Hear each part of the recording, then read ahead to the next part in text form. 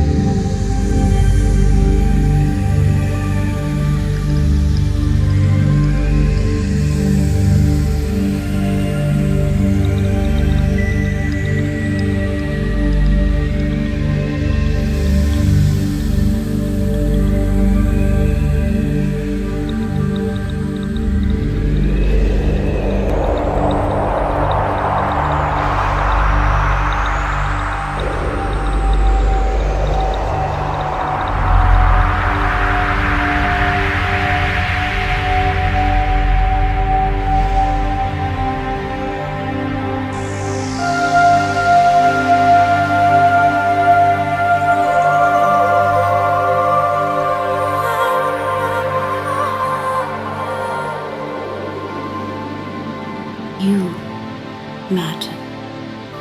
That which you are matters. It matters now. It mattered before now. It will matter more tomorrow. That which you are is precious unto the earth. It has always mattered. It has always been of great importance. Humanity belongs to the earth, and the earth belongs to humanity. For you have earned the right to call it yours, to call it your mother, your companion, your friend, your guide. You matter, what you do and what you think and how you think, and how you go about your day and your year matters.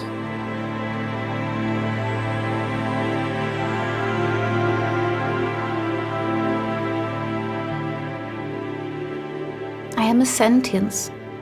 A sentience is that which knows and is, feels, speaks, thinks, cares, and loves all at once, without exception, without dividing it category by category, without thinking first and acting later. In other words, the earth is sentient without cause and then effect. It is sentient in the moment.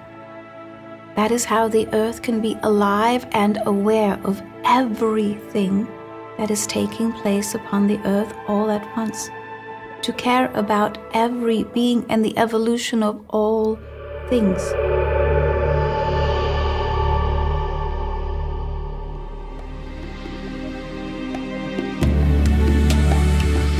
solutions for our planet begin today.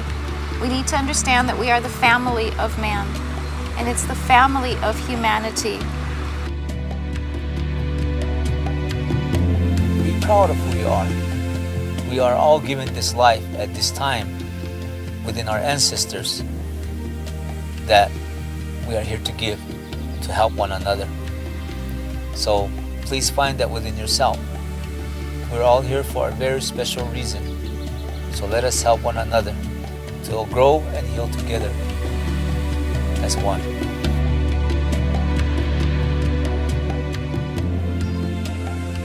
And our purpose here on earth is not to gather goods or to be powerful or to have more money or just to survive. That isn't our purpose. Our purpose is greater than that.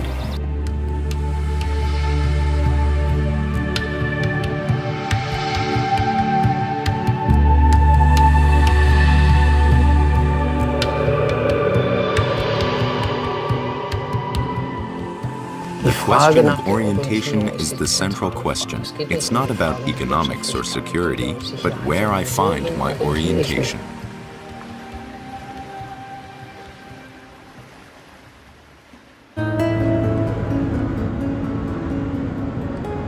My first journey takes me to Gudrun and David Miller in Arizona. Both share their knowledge of planetary healing with other people in workshops all over the world. And they do the same with me.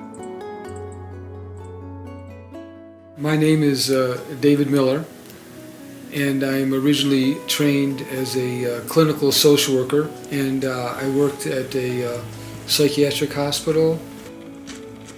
In 1987, my wife and I moved to Arizona, and I continued my career in the mental health field. But I also, throughout this time, studied mysticism, and I have a deep interest in the Kabbalah.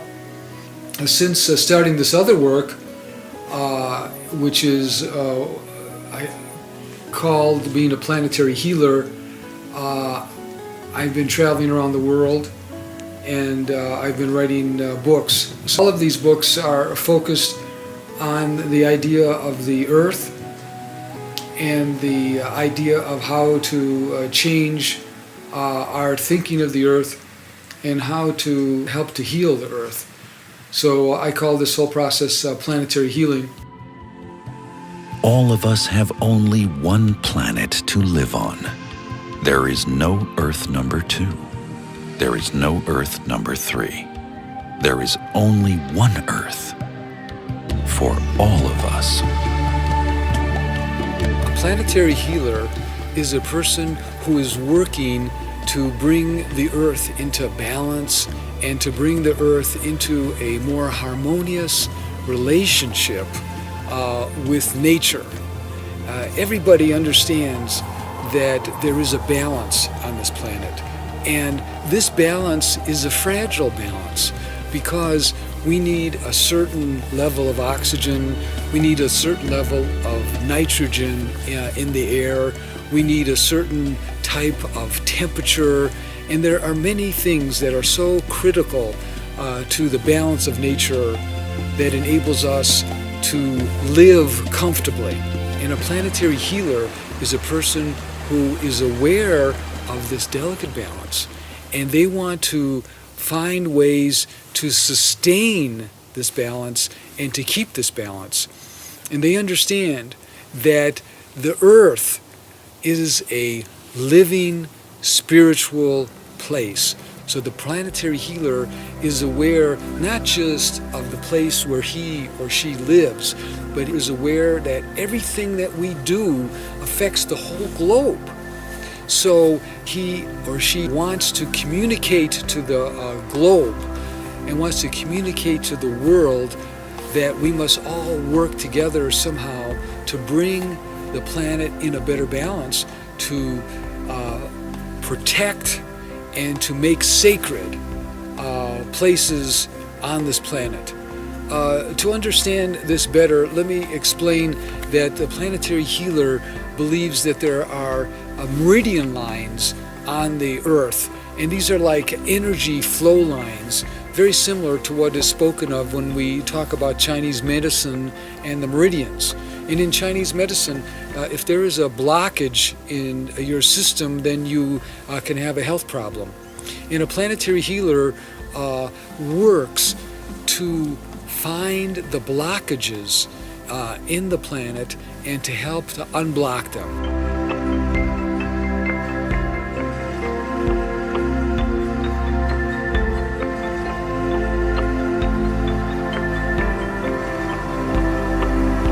Oi kakoi ne Ruben Sif kisini yan pahan ma chiu kyang ne mam kasi yan hopi ma chiwa. Good afternoon, everyone. My name is Ruben Sifki Sr.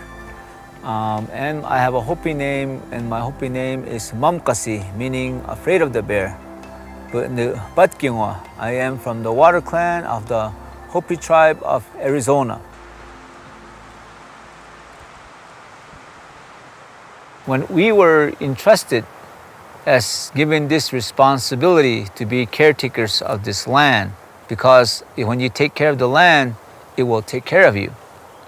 Now, since we are living in this very modern day of life, we have forgotten a lot of the teachings, even ourselves. So what we see throughout the world today, it is so out of balance, Since we ourselves individually, not just us as Hopi, but many people throughout the world have become so out of balance.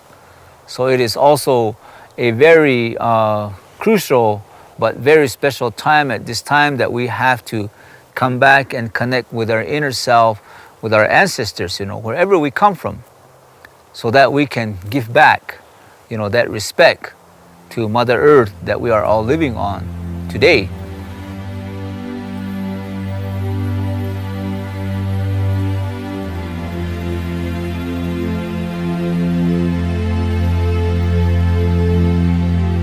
Why the waiting and the waiting? To awaken sooner rather than later, to wipe the sleep from the eyes, to wipe the slate clean, to overcome the guilt that has plagued it for century upon century, to overcome the need to make war upon one another, to remember who and what humanity is, to remember its origins, to awaken, to look for the God within rather than the God without, to seek the truth that is already present, to know that the solutions to all problems, the answers to all questions are here and now, solvable, probable, to understand the possibilities and the purpose of the earth and to live in peace.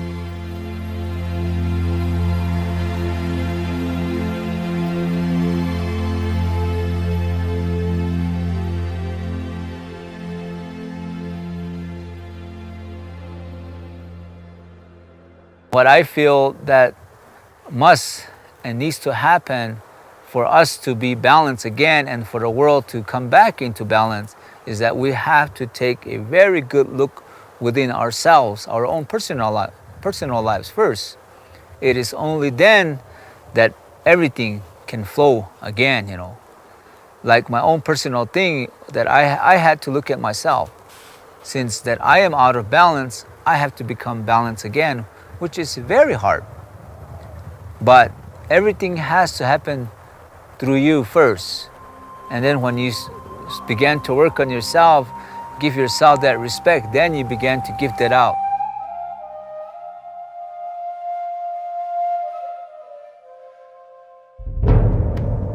Nothing lasts forever. No one lives forever. The flower that fades and dies. Winter passes and spring comes. Embrace the cycle of life that is the greatest love. Go beyond fear. Go beyond fear. Beyond fear takes you into the place where love grows. When you refuse to follow the impulses of fear, anger, and revenge. Beyond means to feel yourself. Start every day singing like the birds. Singing takes you beyond, beyond, beyond, beyond. We need a repeated discipline, a genuine training to let go our old habits of mind and to find and sustain a new way of seeing. Go beyond the rights and the wrongs. Prayer clears the head and brings back peace to the soul. Go beyond to feel the oneness of the unity. Sing. Singing takes you beyond, beyond, beyond, beyond.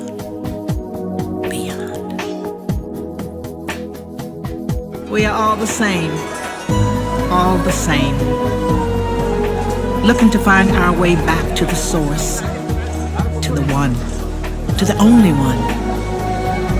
Go beyond revenge.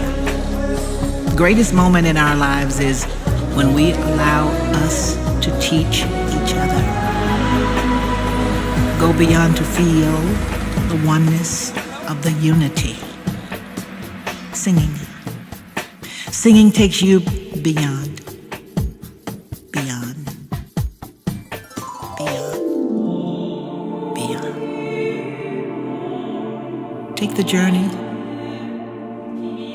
Take the journey inside of you to become quiet, to hear the beyond, to become patient, to receive the beyond, to become open, to invite the beyond, and be grateful. Be grateful to allow the beyond. Be in the present moment to live in the beyond. Start every day singing like the birds. Singing takes you beyond, beyond, beyond. What does love have to do with it? Love grows when you trust. When you trust, love heals and renews. Love inspires and empowers us to do great things and makes us a better person to love. Love makes us feel safe and brings us closer to God. When you go beyond, is where you find true love. Keep singing. Singing takes you beyond. Beyond. Beyond. Beyond.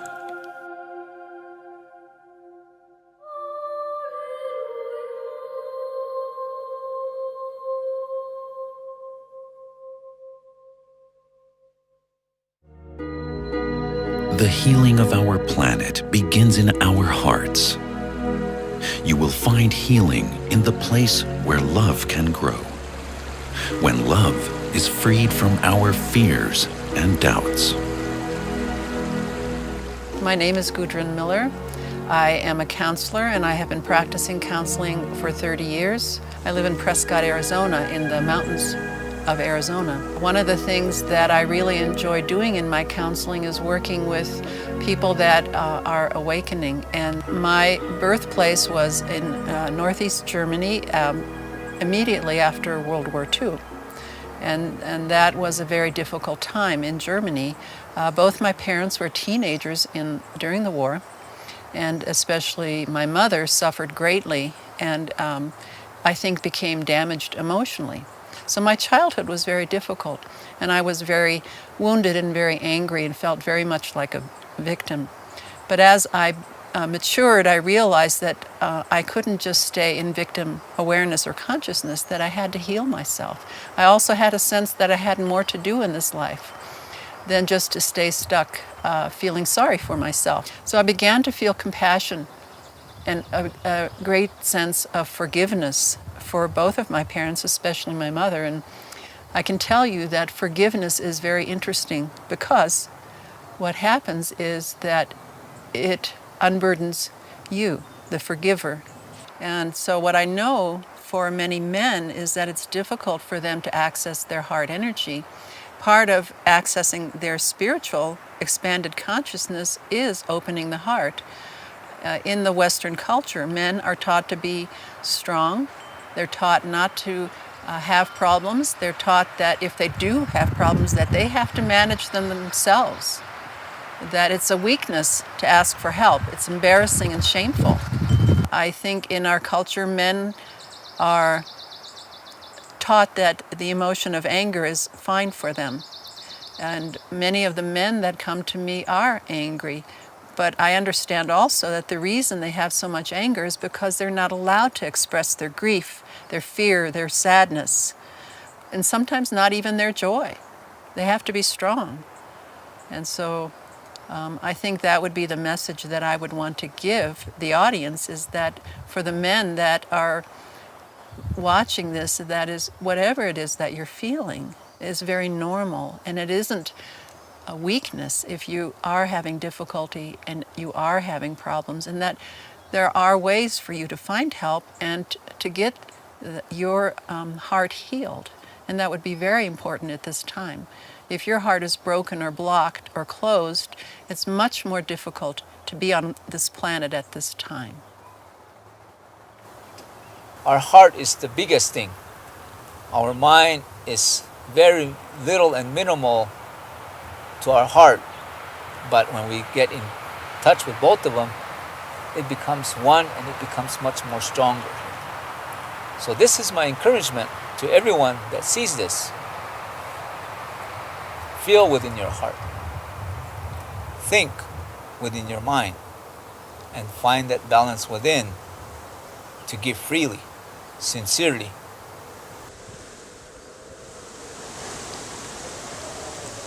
Well, how do you keep your heart open?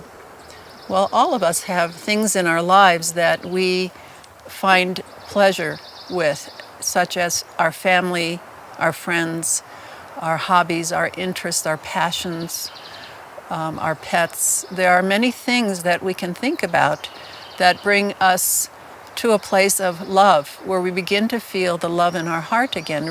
Now, where you see me sitting right now is in my garden. Many of you can create beautiful places, even if you live in an apartment. Create altars, create sacred space, to work in your garden, to plant some flowers or trees, to go to a park, to spend the day in the park. I think nature is one of the most powerful healers for us. Indeed, humanity must now begin to recognize that the earth belongs to humanity. Who would it belong to? You see, in essence, they claim control over it all, but not responsibility. I'm in control of the situation. I know exactly what I'm doing, except that I might not be doing the right thing. So there is a time of reconciliation that is necessary now, for humanity to see itself reflected in its own light, and that light is earth light. It is for humanity to see its own reflection, its own beauty, its own truth.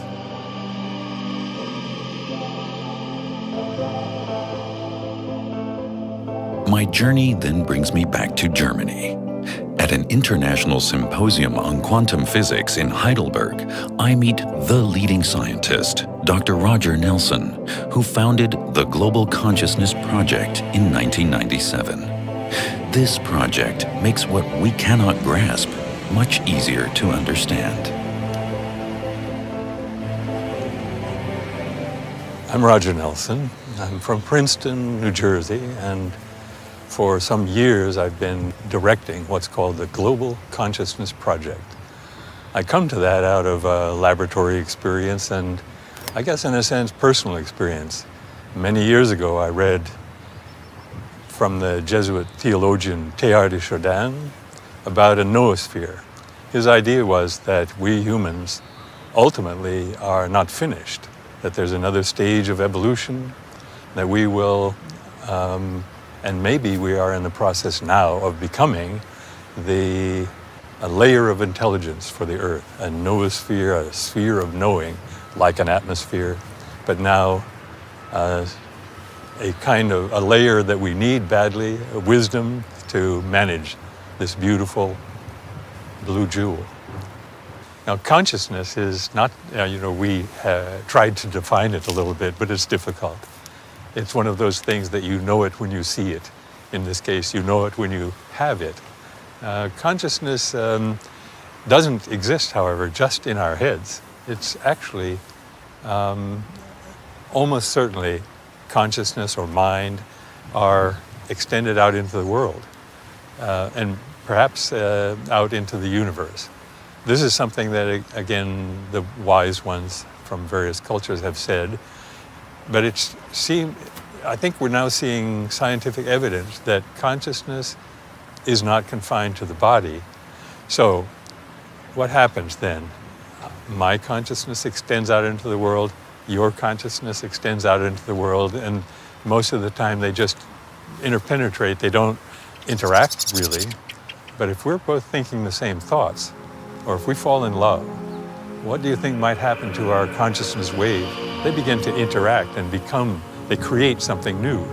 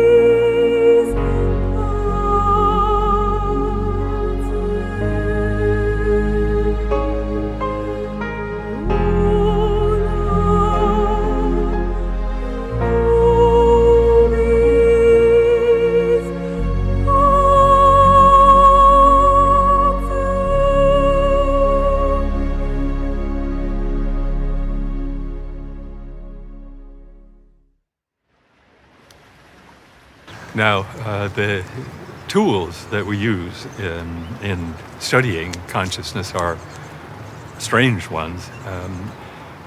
One might ask, what kind of instrument do we have to measure consciousness? And the answer is, we don't. We have to create something. And what we have found in laboratory studies is that if we have a system that's random, that means its future is not determined. It's not even predictable. Such a system has a chance to change. It can change because its future is not determined. So we use very precise instruments called random number generators in order to not exactly measure consciousness, but to register something that happens apparently because of consciousness. We create a sequence of random numbers, unpredictable in principle. No one can know what the next number will be. And somehow, and the question how is something we're working very hard to understand, somehow the presence of consciousness or intention or strong emotion creates a change in this random sequence whose future is unpredictable, so that the future becomes just a little bit predictable. It comes to have structure or pattern where there should be none. What random means is that it's unpredictable, it has no pattern.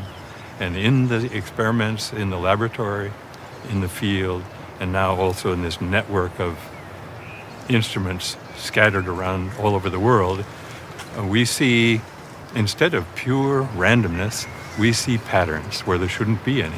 And those patterns occur just when consciousness comes together and creates, perhaps, a wave of intelligence or a wave of mind operating in the world. Humanity does not imperil the earth. In essence, it imperils itself. It does not wound the earth, it wounds itself by not knowing who it is and what it is. And so the wound is one of being asleep. It is one of carrying a sword but not knowing how to use it. And so it carries a weapon rather than carrying wisdom. It satisfies itself with information instead of knowledge. Does this wound the earth? Well, perhaps it can be perceived that way. But it can be righted. It can be righted quickly. It takes a new thought, a new idea, a new day, a new understanding. It takes a community of beings to understand one another. It is a meeting of the minds and a meeting of the hearts, and if it has not taken place yet, then it has not. But it is possible here and now, without exception. The idea of the planetary cities of light is to focus on raising the energy level and the consciousness of the people living in the city, so that the people are living in more harmony. All of the people in these cities are working together to raise the planetary awareness and spiritual consciousness of the people living there. I want to point out that man is interacting with the earth.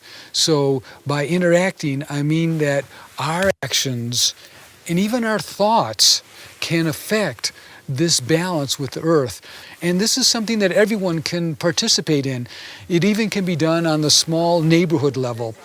And everyone can work to have their city designated as a planetary city. So again, you can participate, you can work with us, with the globe, in establishing a great network of planetary cities of light, and this will have a very powerful effect on the blue jewel.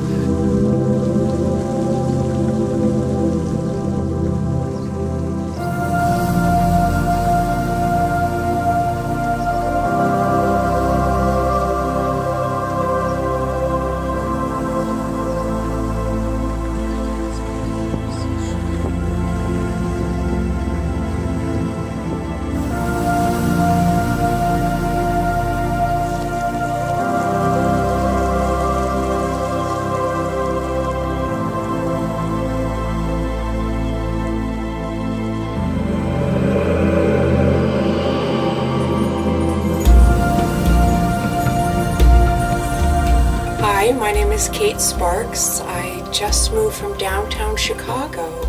I was on a high-rise, lived in a high-rise on the 47th floor, and really felt disconnected from Earth, from our Mother Earth.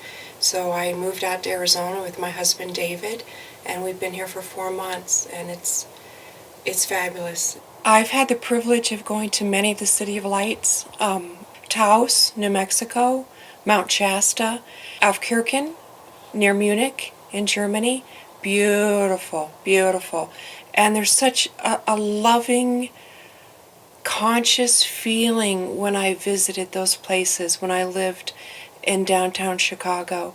I would travel to these cities and stay there for days, and there was a respect from the residents, an awareness, an appreciation. It was so deep and so touching. You could see it. You could just see the feelings from the people they had in these beautiful cities of lights. And when I returned to my place, to downtown Chicago, fun and exciting as it was, it wasn't the same. It was so hustle bustle, so crazy that I think people were so busy and so stressed they didn't have the realization that this could even exist, Planetary City of Light. Having gone to these places, that's what I wanted to create. So that was one of my main reasons in moving to Arizona, buying this land and having the space to create a City of Light, to give back for the earth, for myself, my husband, and for everyone who's going to come and visit here. I have great plans and great hope and great expectations and intent that it's going to be a beautiful, spectacular planetary city of light. It's Brian, whatever, where she said who she is. So the first step in developing the area as a planetary city of light is to get together a group of people and then go to the cardinal points of the city, like the north, south, east, and west, and form a ring or around the whole perimeter of the city. And you can bring crystals and place crystals at key points around the city. And then at a given time, each one of the people as a group exercise will begin to meditate and will begin to think that we want to bring a powerful white light, a white healing light around our city. And that this white healing light is like an electromagnetic, attractive energy force, and only higher thoughts of balance and love will now be activated in our city.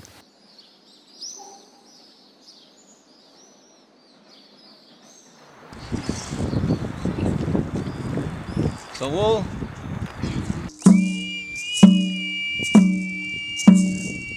you may also ask the people to sing or chant, because we know that in many of the native exercises, one of the most powerful ways of holding energies and creating energy fields around a certain area is to be chanting. Some people also may be willing to say prayers of protection around the city, and then they see in their visualizations a magnificent light, a white light, a healing light around the whole city. And I want people to also understand that there's a great feeling of joy that they are participating in creating this energy field that will hold the feelings of harmony and love in their city, and that they can feel proud that they are helping their city become a planetary city of light. Many of the concepts that we are talking about in this film, this documentary, are maybe new to you. And we as human beings are brought up in families, in communities, in cultures, and these families, communities, and cultures tell us, dictate to us what is right and what is wrong, and dictate to us what we should think and what we shouldn't believe in. So here are some new ideas that you're being presented with. The old thought paradigm based on fear, I believe, is that we don't change, that we hold to our old belief structures, that we don't believe that Mother Earth is a living being, that we don't believe we can talk to her, that we don't believe that she loves us like a mother would love her children. I suggest that that is something that's based on ignorance, much like when people thought the earth was flat. They just didn't know. So these are new thought ideas for you to expand your consciousness. And again, if you go into fear and close your heart, then you don't grow. You become stagnant. If you think of a pond that has gone stagnant, no water goes in, no water goes out. It starts to die.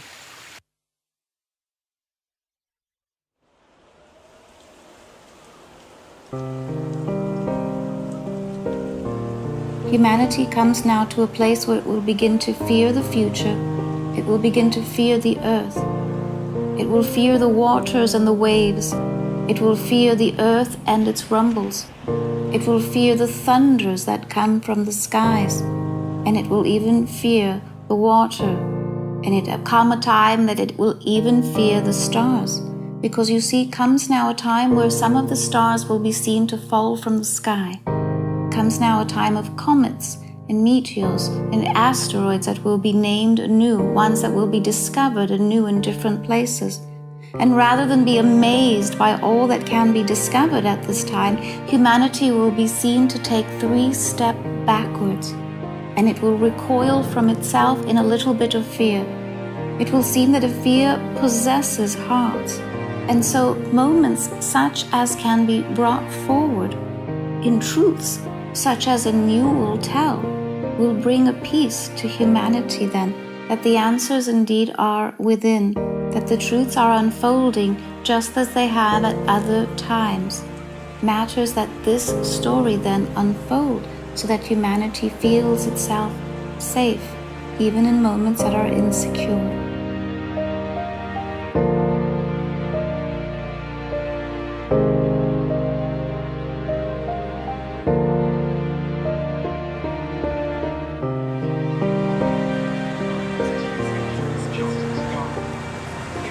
If I look at the economic and financial crises in our world, I notice that a change is about to take place. And what gives me hope is that the multinationals are also made up of human beings who can change their way of thinking.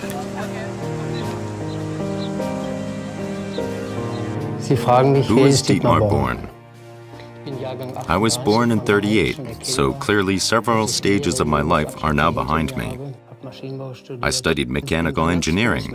Then I went into and learned management very early on. I was in management for 23 years in many positions. Early on, I discovered the theme of innovation. Innovation is always defined in terms of capital, information, and technology. And you can buy these in from the outside. The most important aspect of change is always people. And if we look at the world today, as we experience so much upheaval, the first thing people are actually looking for is guidance. You can no longer find this guidance outside. It's the same if you look at the upheavals in North Africa and Egypt that are spreading throughout the world. All over the world, we also have the same structures that are being called into question, that are breaking down, and everybody is looking for new guidance. What we are searching for in vain, we ultimately find within ourselves, if we connect again with the cosmic level. Cosmos means order, and that is also the great challenge, trying to bring the knowledge of metaphysics that I have experienced into management as well.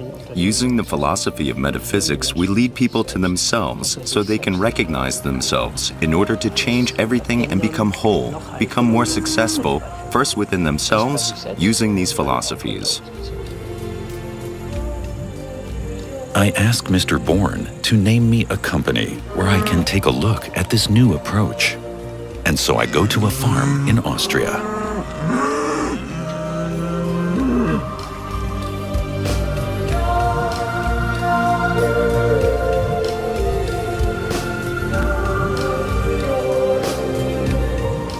We are Ignaz and Johanna Leitner. We are in Styria, Austria.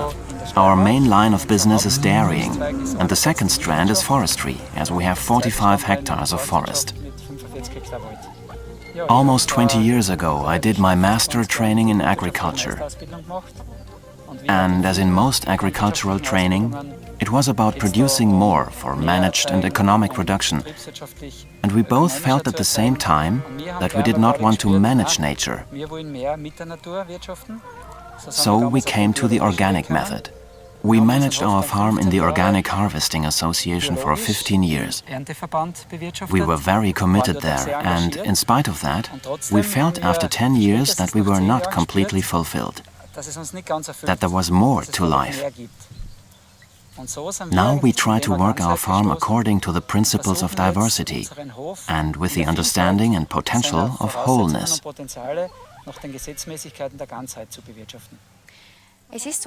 There's an old saying that when a young farming couple takes over a business, then there will only be trouble and difficulties in the business for the first few years.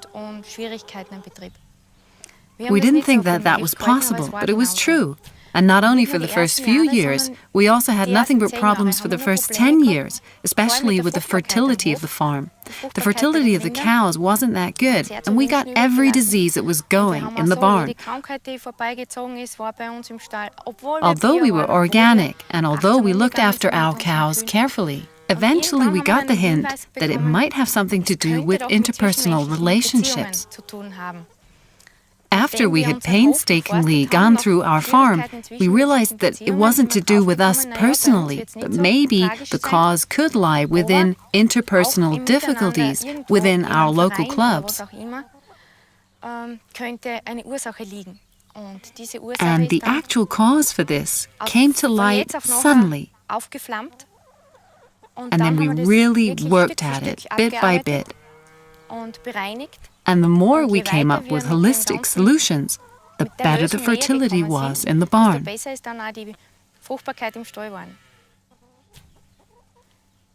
That means that there was truly a direct result. The vibration that had blocked us somewhere also blocked our animals. If mankind recognizes that he is part of the whole, not only as a witness, but also as a creator, and is aware of how much power he has, that he is connected with everybody on the earth, that brings a cosmic consciousness in which everything is interconnected. Animals, plants, and people are one. Even if they don't recognize it now, if they are aware of their power, of their creativity within themselves, the recognition of spirit, then they can use this process of transformation in an accelerated way.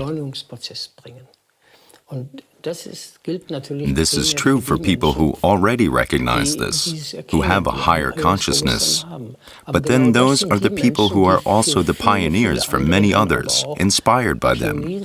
They will ask these people, "Why are you not afraid? Why do you feel so much better than me?" That means we need new orientations in people who feel in themselves that there will be a new solution.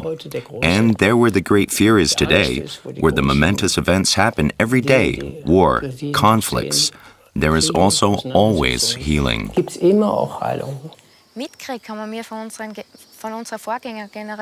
We inherited very strong beliefs from the previous generation. Also, everybody around us has their beliefs firmly rooted in nature and also in the Catholic religion. At least most people have. This kind of spirituality suited the previous generation quite well. But this no longer fulfills us completely. We still feel at home with religion, but beyond that, other things may grow.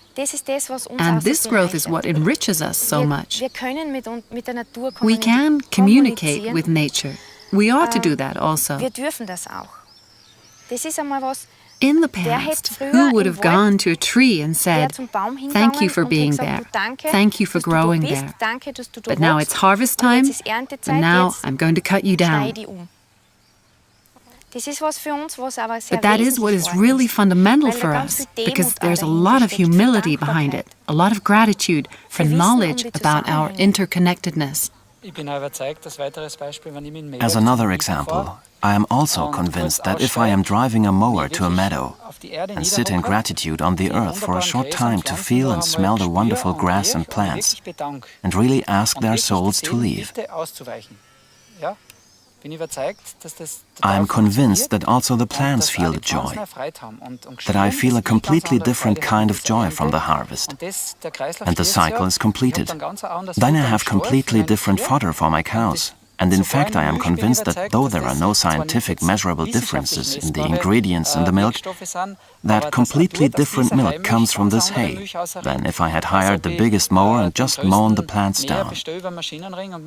And these are the subtle differences that we are trying to make every day.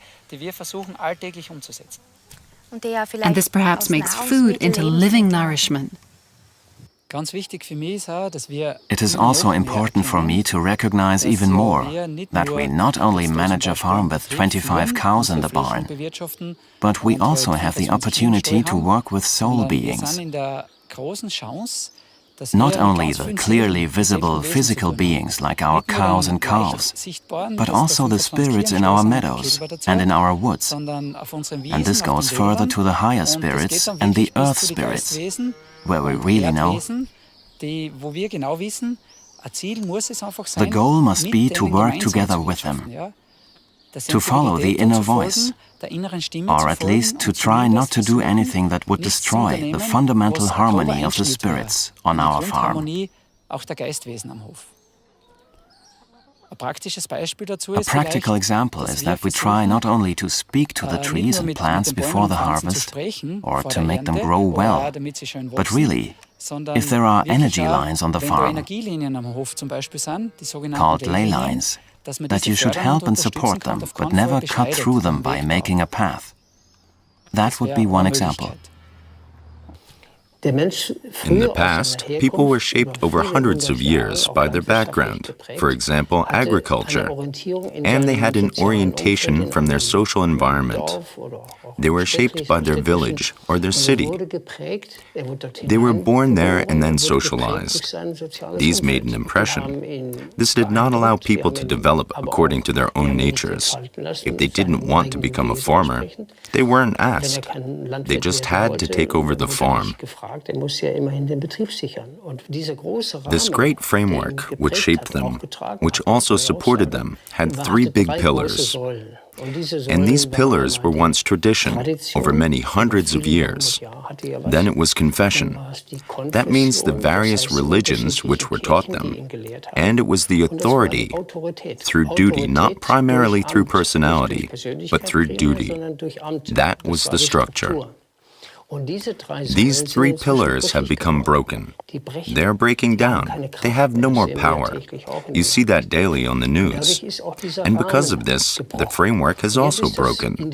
And now the individual, the person who stood in the middle, who was shaped by outside forces, is free. He is free from tradition and from old confessions, but he has found no direction. That is exactly the situation where people are looking for a new direction. And if they no longer find it outside themselves, be it in their family or in society, then they have to find a new direction inside themselves. That is the new thing. And if they feel it inside, if they feel trust inside themselves, by doing a little meditation and connect with the spiritual world, then they find exactly what they were looking for in vain outside of themselves. That is the new orientation. The old has to go. That's evolution, so that the new can come into being. My wish for me and the people around me, and above all also for the people in our region, is that we just observe nature more. That, for example, we look at a rose. There you see, when it is in bud, you can really enjoy it and cherish it. And then you can watch and realize that a rose becomes really beautiful when it can unfold, when it becomes a full-blown rose, when it can give off its scent, and when you can really lose yourself in a rose. Everybody would like to be a rose like this. Everybody should be allowed to be like this. I would wish for that. To be able to blossom into a wonderful flower, to become a flower that wants nothing more than to radiate its beauty in just the way that it should. For us human beings, that means that what I want to do, that what I can do, that what I want to bring forth, I should be allowed to do. And I should allow precisely this for the people around me. Also for my companions, my fellow man, my partner, my children, my neighbors, in fact everyone should also be allowed to unfold. What a beautiful, big garden there would be in the world.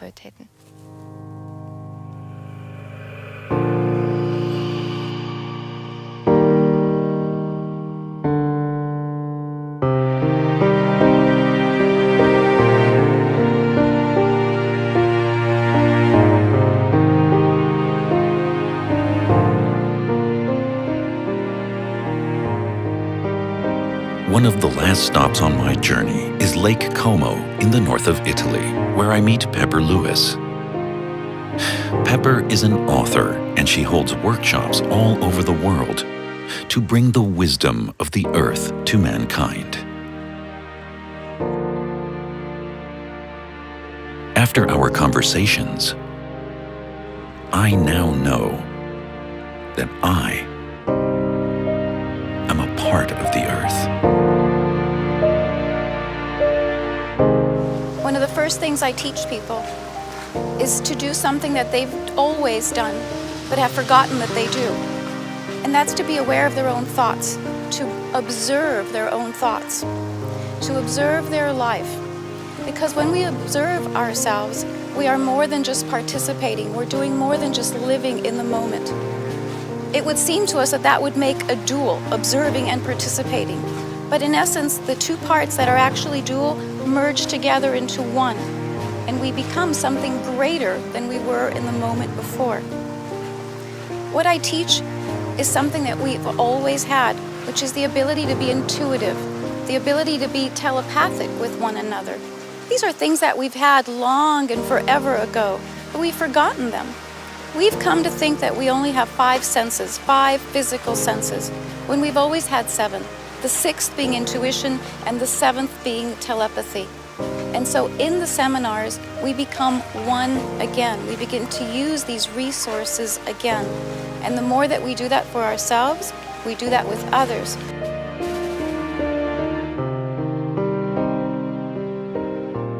As I begin to relate to people and teach them how to feel the earth in the way that I do, I start out in very simple ways. We all have a kinship to some elements of the earth more than others, and to some kingdoms more than others. So some of us relate to water more, or to the earth more, to the plant kingdom more. And so we find that one that's closest to us, and we begin there. For instance, the element of air. If we take the element of air, then I would suggest that that person begin to breathe in a slightly different way.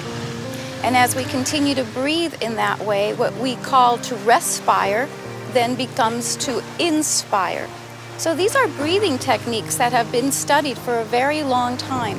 The yogic masters of long ago began this way, but we don't need to know all of those specifics in order to breathe consciously. The moment we pay attention to our breath, we're already breathing with the earth. We don't know it, but our pulse begins to attune itself to the vibration of the earth, to the pulse of the earth. And slowly, we begin to feel that earth resonance within us. That's one simple way to begin. For me, the earth, the element, has always been the strongest. So I will plant my feet on the ground, and I will feel energy. I will send conscious energy to the very core of the earth. And I feel that energy. I push it down to the earth.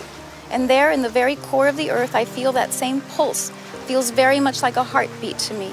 And then gently I begin to start lifting that energy a little at a time. And I bring it up and in and through my body. And then out it comes through my heart. I know it, I feel it as love, as compassion. It's a different kind of love than we have for each other. It's a larger love. It seems to encompass all of us.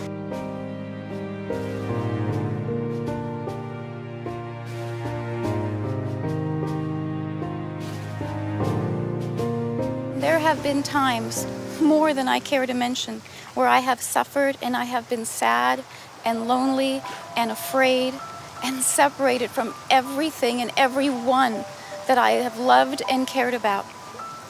I would like to say that in that first moment that I knew exactly what to do, that I could say I wanted to touch the earth and the earth touched me back. But in that moment, that's not what happened. In that moment, instead I cried out and I said, "Gate, take me out of here. Take me out of this life. Take me out of this situation. Take my pain away. Even if I never feel anything again, I don't want to feel what I'm feeling right now." In the next moment, even though everything I was doing was pushing the earth away and pushing away everything that I knew to be true, because I had already been on this path for a while, instead, I felt this great love embrace me from beneath, from around. I couldn't tell you in that moment if it was the earth or if it was an angel or what it was, but something loved me back. Even when I didn't love myself, something loved me. And I remember that moment. I've never forgotten it. And that moment gave me strength.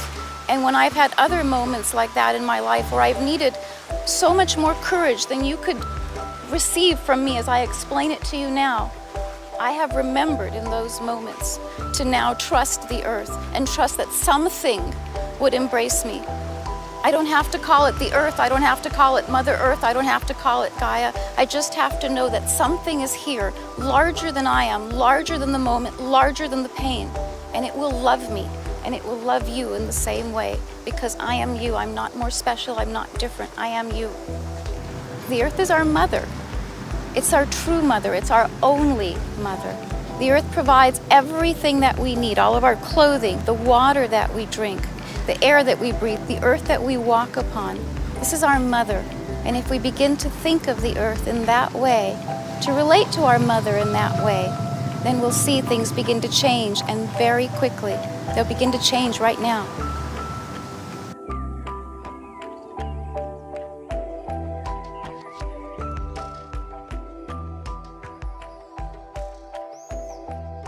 Biorelativity is a system of thinking that is based on the concept that the earth is a living spirit.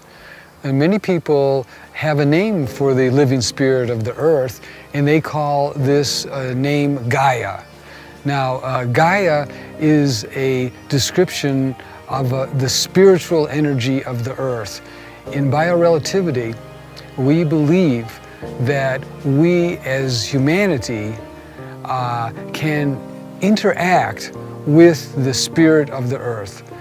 Then this interaction can change the way the earth is, and a simple way to explain this is that the earth responds. If man is acting to try and be in harmony with nature and be in harmony with the earth, then the earth will respond harmoniously. Everybody knows that the Earth's weather patterns are so complex. Even the most complex computers can't even predict often what the weather is going to be. So we need to gain a greater understanding of the Earth's response.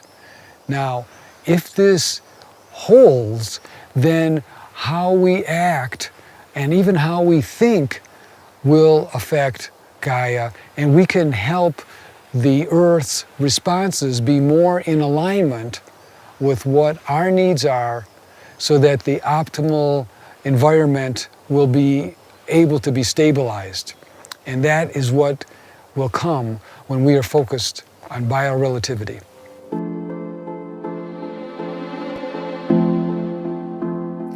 In the radio age, which no longer exists, the most important component of the radio was the transistor. Nothing could happen without the transistor. Everything depended upon that. Now you are in your computer age and your information age, and you have the semiconductor, the other processors. Nothing can happen. No information can be exchanged or processed without this. It is the most necessary part.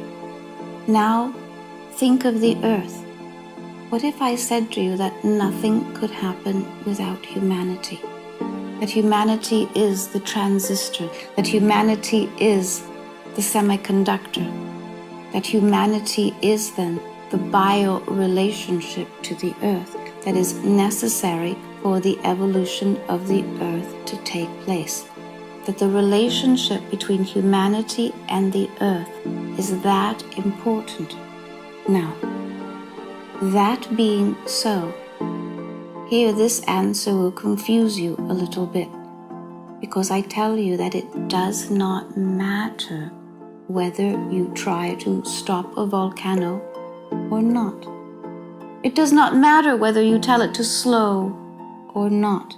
It does, however, matter that you recognize that you and the volcanic energy, that matter, are one, that you are made of the same energy.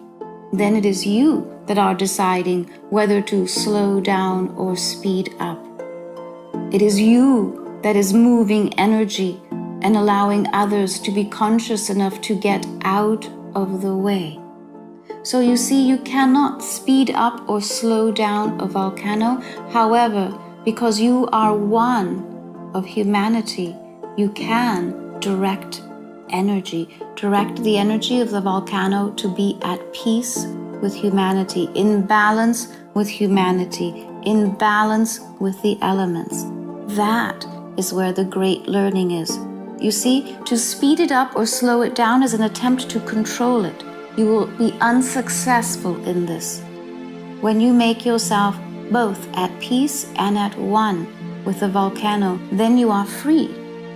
Then you are free energy. Then you become the director of that energy, because there is no attempt to control.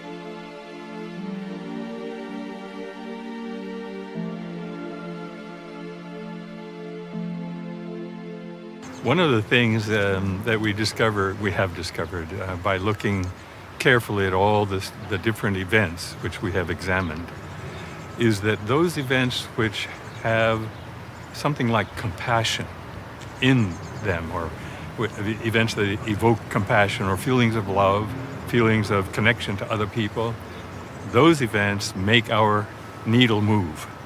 And I think that means something very important, that human beings are in principle interconnected. We have this fundamental knowledge, but they are more so when emotions like love and compassion come into play. This makes sense. These are emotions which require two people or a group of people. So when we do sort the events by compassion, we find that the more compassion, the bigger the effect. Less compassion, a smaller effect. And I think, I have to say, I was so deeply surprised when we looked at fear in the same way. The more fear, the smaller the effect. Not bigger, but smaller. Events which are categorized as producing fear produce a smaller effect in our network that's monitoring the consciousness of all of us together. Why? How could this be? And I think the answer, when you think back on how compassion requires two people, fear doesn't. Fear, I draw into myself, I run. I don't connect with other people, instead I protect myself. So I become isolated by fear. Fear isolates us. Compassion and love bring us together.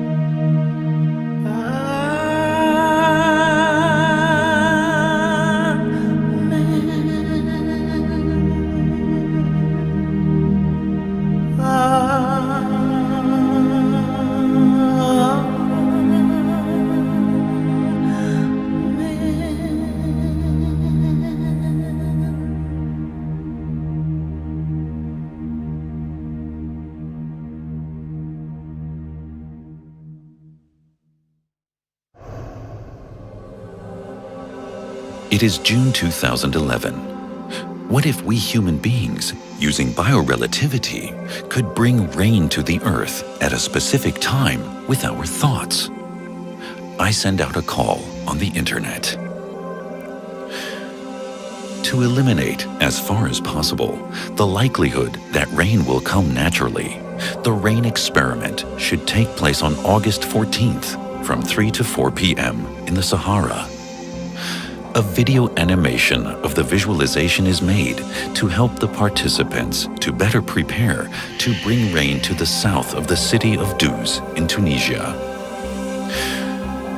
Within 6 weeks, over 2,000 people from more than 50 countries around the world sign up to take part from wherever they are on the day. Overwhelmed by this enthusiastic response, I ask the people to feel and sense the rain in the desert and to send loving thoughts into the raindrops as well as to the other participants. I also ask Dr. Roger Nelson to observe it using his network. Those that participated in the experiment, as you will call it, are ones that in some way became aligned with the element of water. So those that participated in this then were called by the element of water itself, not weather, not rain as you call it. You call it the rain experiment. I will call it simply the element of water calling forth those who would heed. You did not affect the weather. You did not affect the rain. What you affected then was the entire movement of the energy of water, your simple experiment just to see what would happen, brought about a change in the water table beneath the earth where you stood. In the same way that you looked to the skies to see what would be taking place, it perhaps did not occur to you. No particular thought about water directed in one place can happen without the tables of water to be affected by polarity. You look to the clouds above, and I tell you that beneath the earth was also affected. Not a change in the weather necessarily, but an activation of all of the water tables in everywhere that attention was placed. Now, what does this tell you?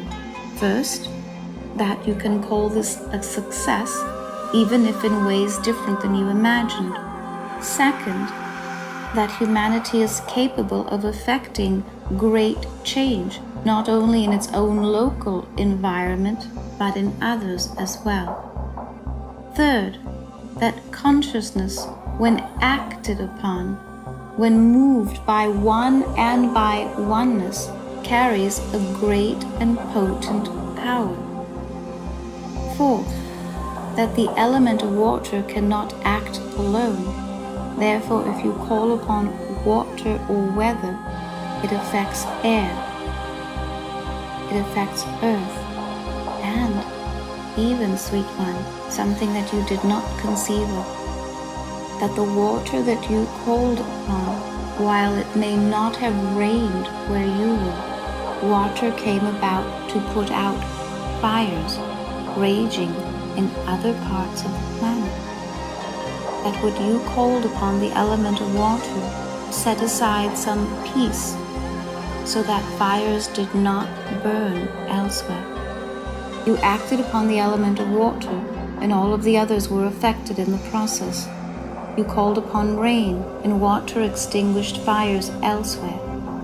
You called upon the skies, and the tables of water beneath your very feet were stirred into action. Imagine what else could be brought forth with humanity's awareness upon this experiment or this action. Those indigenous beings of long ago that would do a rain dance, oh, it was so much more than that. They called upon the seasons and called them into action. They called upon the consciousness of every element to take effect, and you have done the same. On this graph, the blue line shows what the scientists' computers predict will happen. The red line shows the consciousness or thoughts of the participants.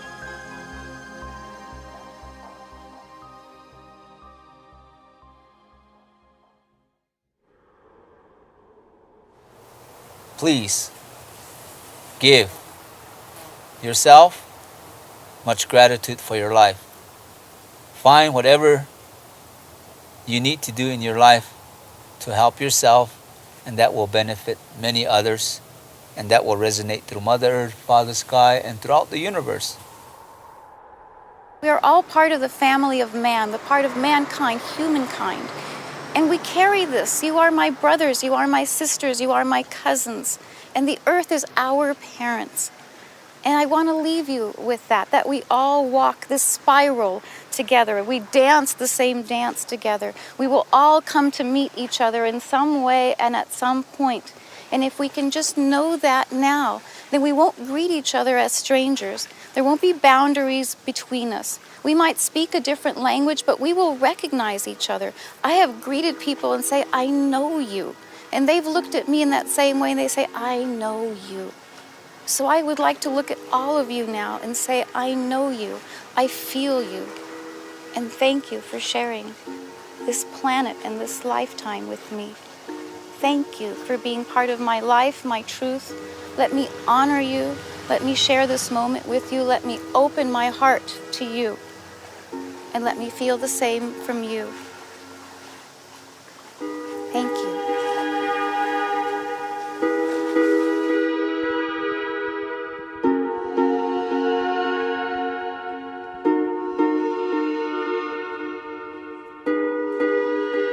What I wish for anybody who is hearing this is to come together with your friends, your family, join groups who have the best in mind for our future. Help out with creation of a new and very beautiful world. So everyone can participate in these healing exercises for the earth. And we know that almost everyone on the earth has seen those beautiful pictures that the astronauts took of the earth from the moon. And those images are so beautiful. And when we see those images, we receive the name of the earth known as the blue jewel, because the earth's blue waters seem to be shining and very brilliant, even from outer space, even from the position of the moon. So let's now do a healing exercise using these principles. So wherever you are, I'd like for you to listen to my words, and if you like, you may close your eyes as you hear these instructions. Visualize the earth as the earth was seen by the astronauts, beautifully standing in outer space with the white clouds and the blue waters. And as you are seeing this image, begin to think of the beauty of our planet, and think of the harmony and the balance that was necessary to keep all of our life forms going, all of the beautiful forests, the beautiful oceans, the beautiful air, our skies. And as you are visualizing now our earth, send the thoughts that the forests are thriving, that the oceans are flowing very strongly, that all of the ocean currents are going in the most powerful ways that are most helpful. Think that the oceans are in a temperature that is most perfect for calmness, so that there are no powerful storms being formed, but only the necessary energy to sustain and help us live in balance. Think of the earth and the plates of the earth being calm and not shifting rapidly, but only being in a state of harmony and balance with us. Think of the air on this planet, that the air currents are flowing very gently and in a way that is in most harmony with our needs. And think of all the beautiful rivers and streams that are on the earth. And see these rivers and streams flowing gently but strongly. And think of the beautiful and sacred spots on the earth. All the wonderful beauty of the mountains and the valleys, the beautiful rock formations that are on our planet. And think of all the beautiful beings that are living in our oceans, the whales and the dolphins, for example, the many fish. And think of all the beautiful animals and plants that are alive. And visualize and think of this beautiful energy field that we call the biosphere. And that this biosphere is a force field, a life force energy that sustains all living beings, plant and animal, even the insects, of course. The bees are all part of this biosphere. And send this thought of balance and harmony to the blue jewel. For your thoughts and your energy of balance and harmony can be received by the spirit of the earth.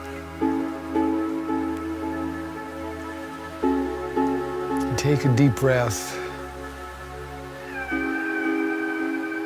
And as you do this exercise, know that you are connecting with the spirit of the earth. You are communicating joyful thoughts of harmony and balance so that the earth can be openly receptive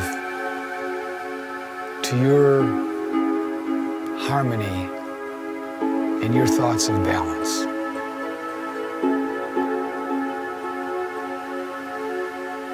When you are ready, you may open your eyes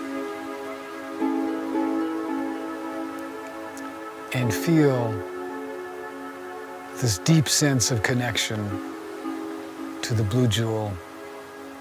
And know that your thoughts and your energy of healing and balance can make a difference for the healing of our planet.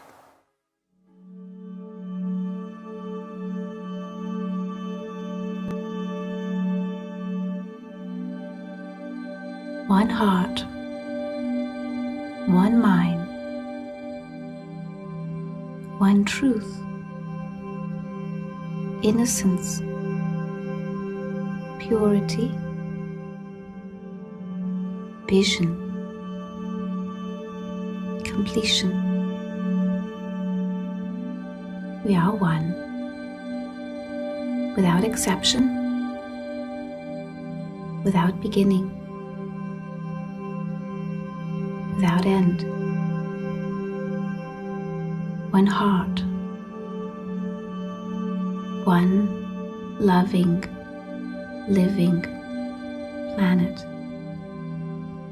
Loving, living humanity. I am Gaia. I am the planet. I am one with you. The love I extend to you is everlasting. You will take it with you where you go, in every moment, in every dream, in every heartbeat. Your pulse is Gaia's. Let the moment live on, beyond and within. Let it be, and let it be with you.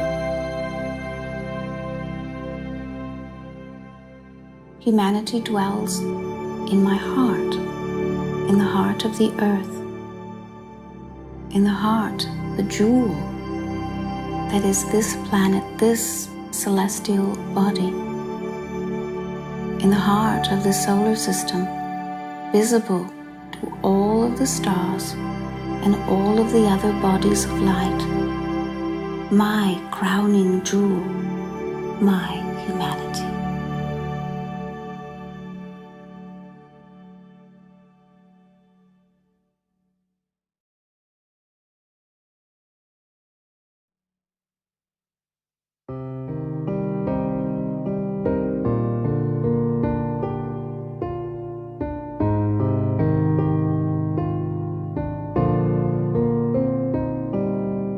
Everything you need inside of you, the magic of your life inside of you, the love in all your life is shining through you, the key to everything, it is inside of you. The history of the world inside of you, and all the future too inside of you. For all your ever search is laying all ahead. Take a step and we turn inside of you. Inside of you, there lies the truth. Inside of you, the truth that's you. Just open your eyes and you will find the light is you. The light is you. Inside of you. Inside of you.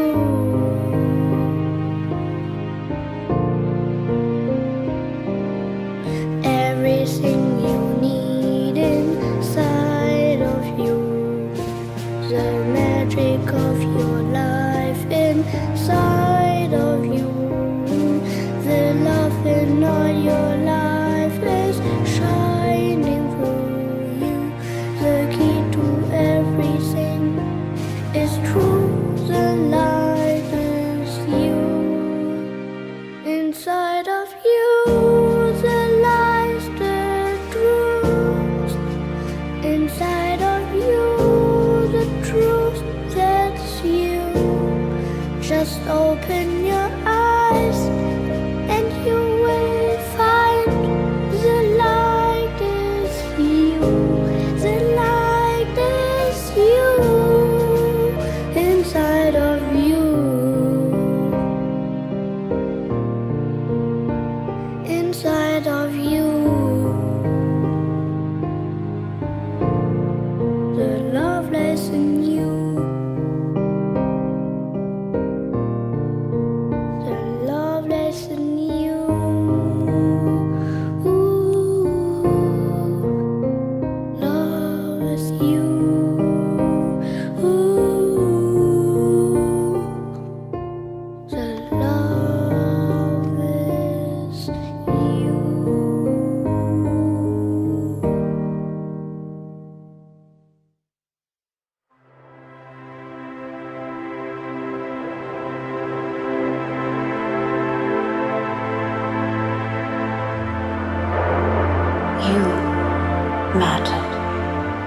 That which you are matters. It matters now. It mattered before now. It will matter more tomorrow.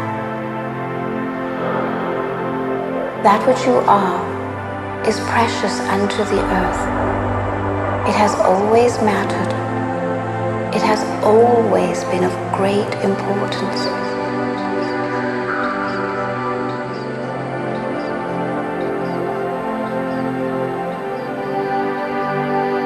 Humanity belongs to the earth, and the earth belongs to humanity. For you have earned the right to call it yours, to call it your mother, your companion, your friend, your guide. You matter. What you do and what you think, and how you think, and how you go about your day and your year matters.